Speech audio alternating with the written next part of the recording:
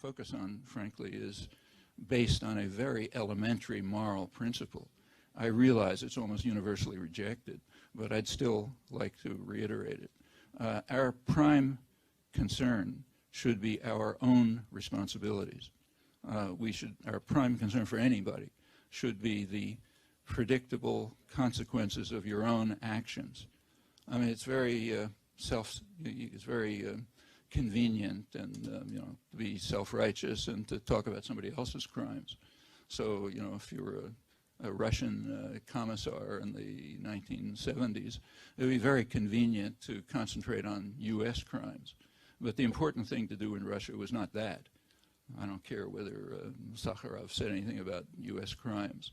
What you care is what they're saying about their own society and something they can do about.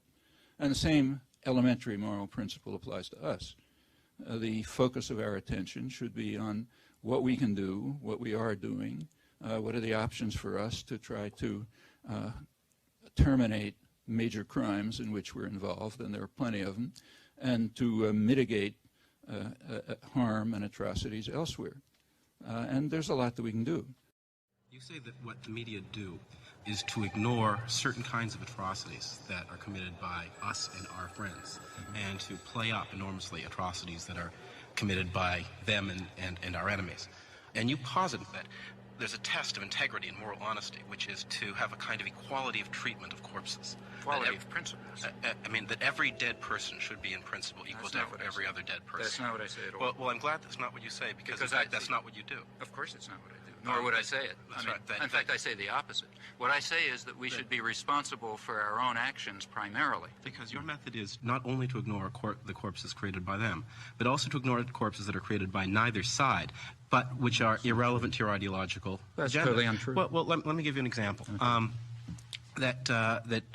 One of your own causes that you take very seriously is the cause of the Palestinians, and a Palestinian corpse weighs very heavily on your conscience, and yet a Kurdish corpse does not. That's not true at all. I've been involved in Kurdish support groups for years. That's absolutely true. It's absolutely false. I mean, just ask the Kurdish, ask the people who are involved in, I mean, they come to me, I sign their petitions and so on and so forth. In fact, if you look at the things we've written, I mean, let's take a look. I mean, I'm not Amnesty International. I can't do everything. I'm a single person. But if you read, say, take a look, say, at the book that Edward Herman and I wrote on this topic. In it, we discuss three kinds of atrocities. What we called benign bloodbaths, which nobody cares about, constructive bloodbaths, which are the ones we like, and nefarious bloodbaths, which are the ones that the bad guys do. The principle that I think we ought to follow is not the one that you stated. It's a very simple ethical point. You're responsible for the predictable consequences of your actions. You're not responsible for the predictable consequences of somebody else's actions. The most important thing for me and for you is to think about the consequences of your actions. What can you affect? These are the things to keep in mind. These are not just academic exercises. We're not analyzing the media on Mars or in the 18th century or something like that. We're dealing with real human beings who are suffering and dying and being tortured and starving because of policies that we are involved in. We, as citizens of democratic societies, are directly involved in and are responsible for. And what the media are doing is ensuring that we do not act on our responsibilities and that the interests of power are served, not the needs of the suffering people, and not even the needs of the American people, who would be horrified if they realized the blood that's dripping from their hands because of the way they're allowing themselves to be deluded and manipulated by the system.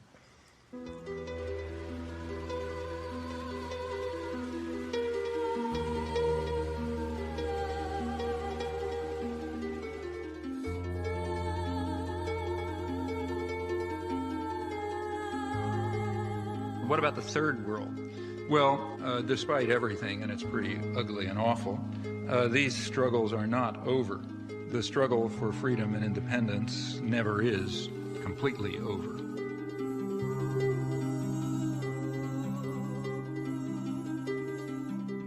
Their courage, in fact, is really remarkable and amazing. I've personally had the privilege, and it is a privilege, of witnessing it a few times in villages in Southeast Asia and Central America, and recently in the occupied West Bank, and it is astonishing to see. And it's always amazing, at least to me it's amazing, I can't understand it. It's also very moving and very inspiring. In fact, it's kind of awe-inspiring.